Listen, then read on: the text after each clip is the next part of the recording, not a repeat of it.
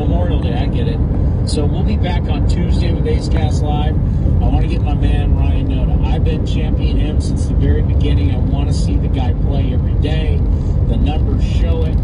And I thought it was fascinating today to see. Well, Chris, he's a big first baseman. You can't have him lead off. Why not?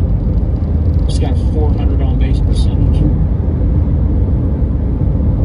Think about that. He's got a 400 on-base percentage. Now, go to Esteury Ruiz, and I'm going to say was around probably in the 350s right now. He's on a little bit of a... I don't know. He's three... No, hold on. I don't have those minor league stuff. Gotta go to the overview. Hold on. Yeah, he's at... Oh, God, he's dropped to 328. See, ideally, you would say you're crazy to think that Ryan Noda would be a more effective leadoff guy. That's insane. Well, one guy has a 328 on base percentage. The other guy's got a 400. If you just go by numbers, now there's a lot of things that you can look at. You just go by numbers. Ryan Noda's got a 400 on base percentage. 400. By the way, everybody, yes, I think Ruiz has been fantastic. In some ways this year, it's been a lot of fun. Who do you think has scored more runs this year? Let's see. I'm going to go by the numbers because I've been working around the A's for a long time, and I keep being told to look at data. Well, one guy has a much higher on-base percentage. Who do you think has scored more runs? I'm not championing Ryan Noda being the leadoff hitter. I'm just making a point. Ruiz is a 328 on base percentage. He scored 23 runs. Ryan Noda has a 400 on base percentage. He scored 26. And Ryan Noda hasn't played as many games. This gets me back to, I've said I want to see him play more. He didn't have close the amount of at-bats that Ruiz has. I want to see him play more. The number is 833-625-2278, and we're trying to get Ryan Noda on the show on Tuesday. I think he's fascinating. They talked about it on television late in the game when he gets after balls the same way Matt Olson does in foul territory. We're not leaving the Coliseum anytime soon, so to be able to watch a big first baseman the way Matt Olson did it, and then now see Noda, the hustle, and be able to get all the way down the line in foul territory near the other team's bullpen, past the mounds and try and get a ball, that's athleticism, man. Ryan Noda's big and can run like a linebacker. And he's got a little swag to him. Once he starts hitting a little bit more, like you saw today, lead off home run, double in the second. And he's not young. He's 27. This is his time. Stuck in the Dodgers organization. Freddie Freeman signs that contract. Put it this way.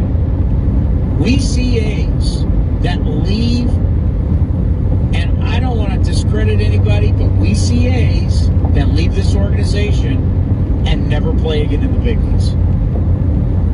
Guys that we valued as players leave this organization and never play again. 29 other teams, all these other roster spots, and they don't play again. Or they have just another, Jack Cuss. Oh, he's our best player. Jack Cuss played 67 more games. I believe it's 67. It's in the 60s. I would bet 67. Never played again. 67 games, and that was it. And we were told he was our best player. Derek Barton got brought up today. Best infield, we thought or we were told, one of the best infielders in the game. Special. Never played again for anybody else. Chad Pender retired. Love Chad Pender as a guy. Never going to play again in the big leagues. So sometimes we look at players and we think this guy can play, and you're like, Ryan Noda's the type of his first third of the season. If we dumped Ryan Noda right now, someone play him and put him in the big leagues tomorrow. He's earned that. He's been impressive. We don't want him. Someone else will. I can guarantee you that. The number 833-625-2278. Your phone calls next right here on the A's Clubhouse Show. Like sports, business is about winning.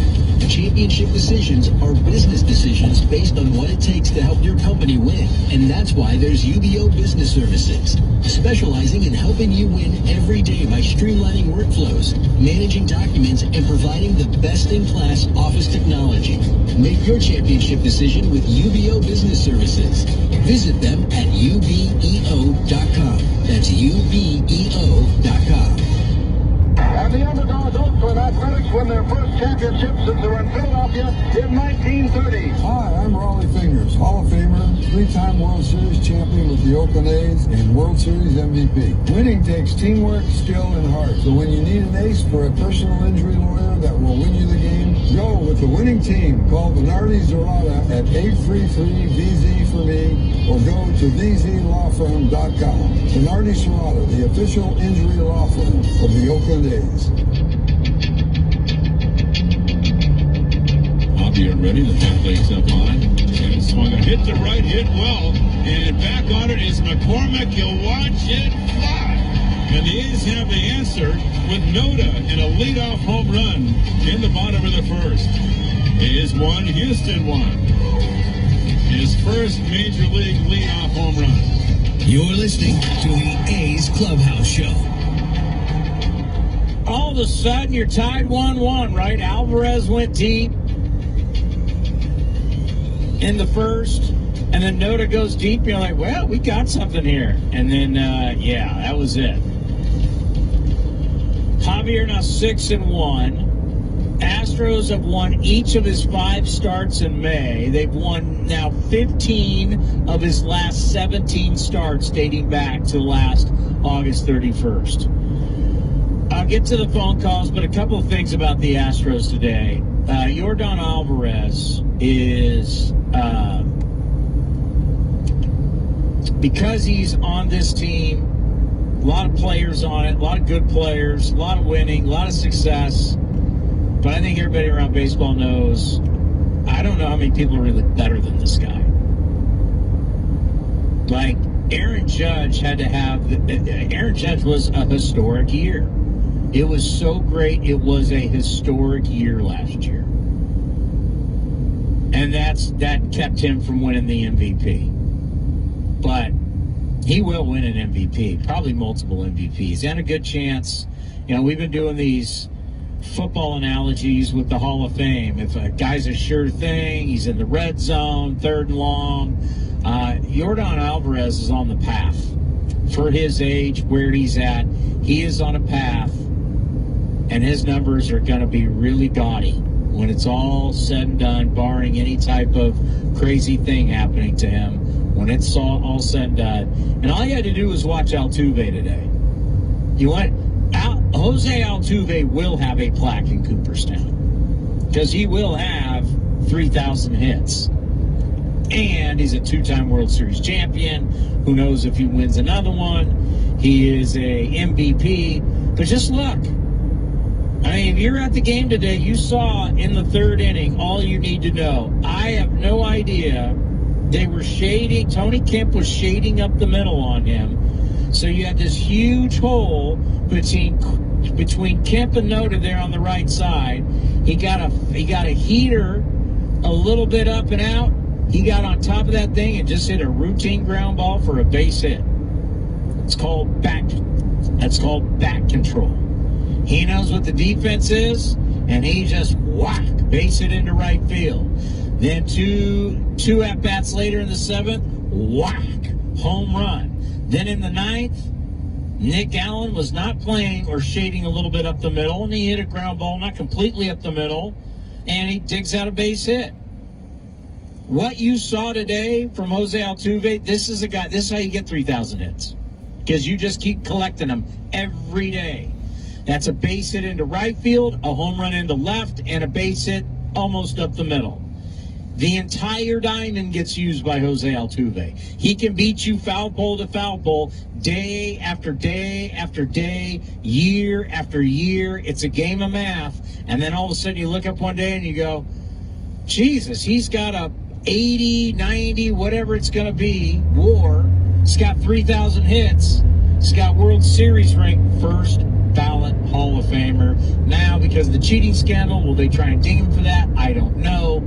But I guarantee you, I would put a lot of money on it that Jose Altuve will be in the Baseball Hall of Fame someday. Alvarez, when it's all said and done, not going to be shocked either. But Altuve will be in the Hall of Fame. He is an unbelievable player. Bitter Bill in Modesto, what a perfect way to start off today. Challenge it. It's time. DPA, Peterson, Diaz, Campagnolo, trade Laureano, trade Brown. Bring up the rookies. It's time. What's your thoughts? I'm getting tired of these guys.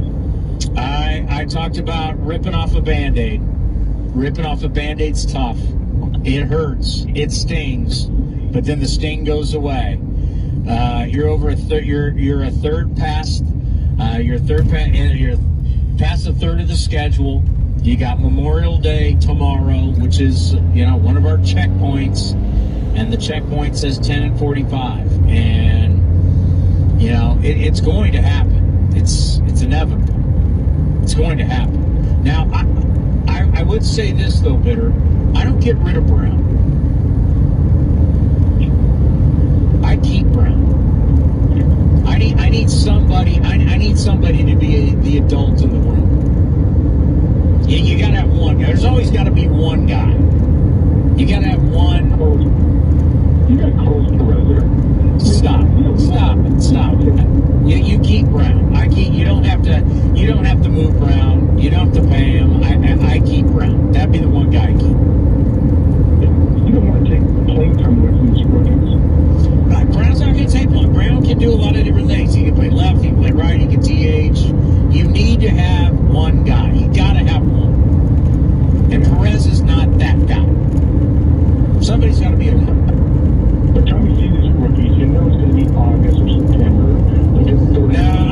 Well, I haven't talked to David. I think we have David Force on Tuesday, and we're going to ask him. I mean, he won't say exactly the date. I don't think you can wait that long. These losses are mounting. You've lost 11 straight. You're 10-45. At least with young players, you'll have a new story to tell. Not that you really care about the story you're telling, but the whole thing is you got to grow together. And the only way to grow together is get a group and let them play together. You got to grow together, and that you can put a hodgepodge of free agents and trades and hodgepodge, and it works out. We've seen hodgepodge things work out. We saw it in 12. The team get built like that in 12. We saw the same thing in 18. Some more draft picks though, in that one. But this one's so just thrown together.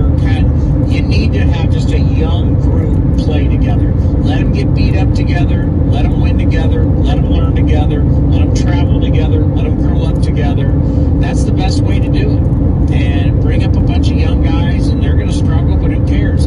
You're 10-45. You can't. No one can say, well, what happens if this goes bad? And you just are going to go, what? They're 10-45 and lost 11 straight. And how those trades looking after Murphy trade the champ? That's a trade. And we got in return Lingler and Breeze as Kevin Smith. How about that JT Ken that got from the Mets? He already has 12 in double A. 12. Those guys not coming up soon. Now for 12 ERA double A.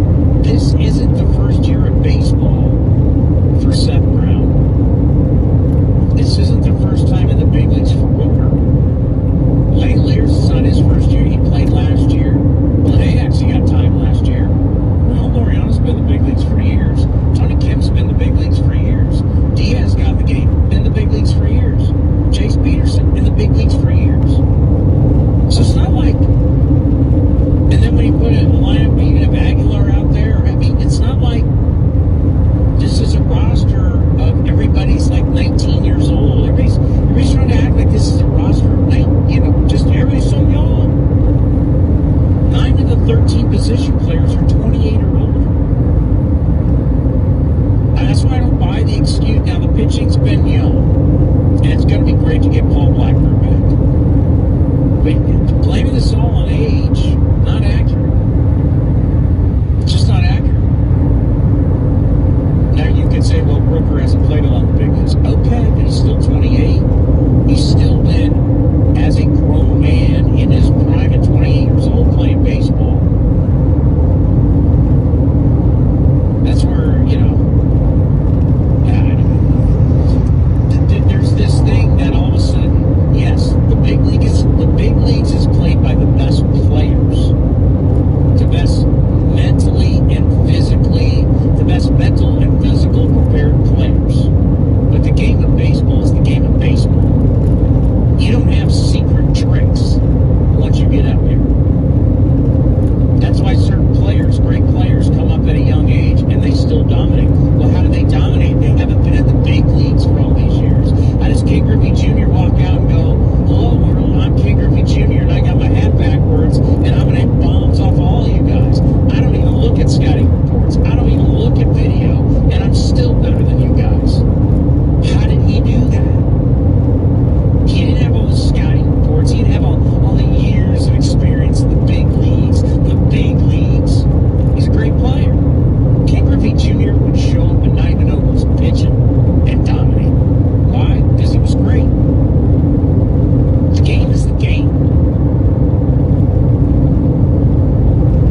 I'll give you another example. Dan Marino.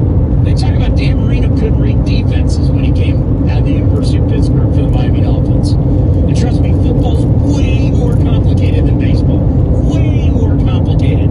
Quarterback, way more complicated than anything going on in baseball.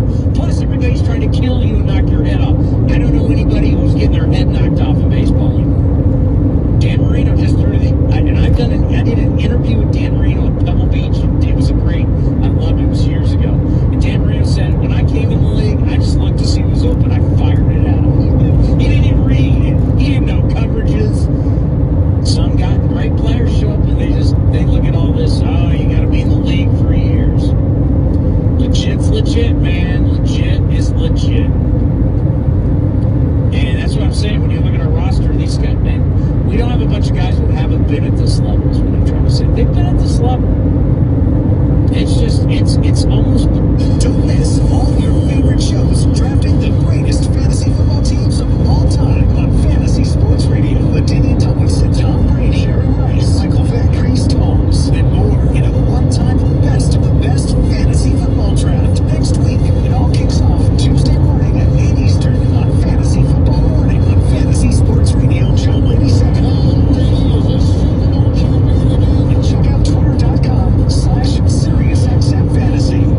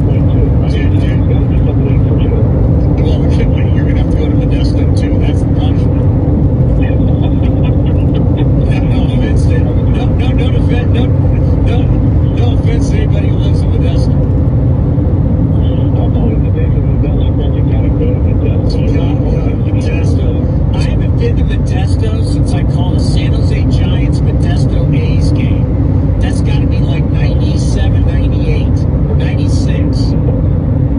Probably 96 is the last time I've been to Modesto. I'm sure it hasn't changed much. No offense once again to the people in Modesto. I'm on my cell phone, beautiful day, 4 days off. I got no bars left, so my guys are going to go pick up my phone, guys, not because I hung up, but, We cut you off. People think we cut you off. Don't worry. They're cutting people off now on the show. But you wouldn't believe the stuff people will say. Like, and Cody finds it all, whether it's on Twitter, message boards, Cody will bring it to me. There'll be nights where nobody calls because everybody's so pissed they just don't call. And I gotta talk for an hour. People are like, he's so arrogant, he won't take calls. I'm like, you think that's what it is? That never happens. It's definitely never come out. Everybody that they're saying, I've never believed any of that crap. You give everyone a fair shot. Everybody. That's the great. That's the great. You never look like me if you give it a shot. So I love it, Doug. I guess look at other things tomorrow. Hoping that we make up Memorial Day, Memorial Day, we see some moves. I'm not counting on it. I hope that there'll be something done on this issue, but this is just getting, I'll say it's getting embarrassing. It's been embarrassing. Memorial Day, that's tomorrow. That's the tomorrow. So I'm hoping that we see something. I hope we don't do the open anymore either. I hate the open. It's not working. I mean, we've done it 2 days in a row. I think we got to try something. Not always get the opener. And, if we're trying anything at this point, because you're talking, I get it, but let's scratch the opener. I just, this is doing right. If they get you the guy, and give these guys the work that they need, and just see where it takes us in the opener.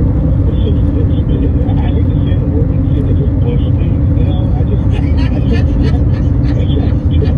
It's Bush League. That's a Bull Durham reference, by the way, folks. Well, Bush League's been the game for a long time, but the Great Lions, that's Bush League. Bush League, man. I know. It's just at this point, I don't want any more ridicule. I can't stand my buddies are just on me like, oh my gosh, it's just, how homies did. They're just ruthless, man. And it's like, now we're starting an opener. It's look how desperation is a stinky cologne if you're an Oakland A's or Oakland A's fan, man. It's like, just pick these guys, let them get their word.